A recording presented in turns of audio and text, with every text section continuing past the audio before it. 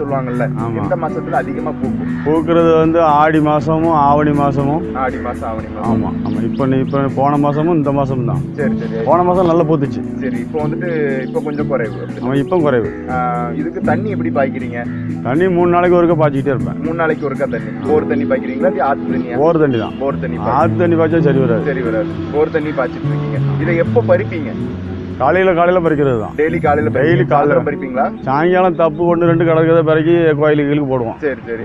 மற்ற மாதிரி இதெல்லாம் பறிச்சு எப்படி மார்க்கெட்ல போடுவீங்களா? கடை கொண்டு போடுவேன். இதோட விலை எப்படி நீங்க நிர்ணயம் பண்ணுவீங்களா இல்லாட்டி மார்க்கெட்ல உள்ளவங்க நிர்ணயம் பண்ணுவாங்க? கடையில் அவங்க தான் நிர்ணயம் பண்ணுவாங்க. அவங்க தான் நிர்ணயம் பண்ணுவாங்க. இப்போ கடைகளில் வாங்கும்போது விலை அதிகமா இருக்குது, இப்போ உங்ககிட்ட வாங்கும்போது கம்மியா இருக்குமா? ஆமா, அதாவது என்கிட்ட வந்து இப்போ இன்னைக்கு 400 ரூபாய்க்கு போகுதுன்னா 350 ரூபாய்க்கு கூட எடுப்பாங்க.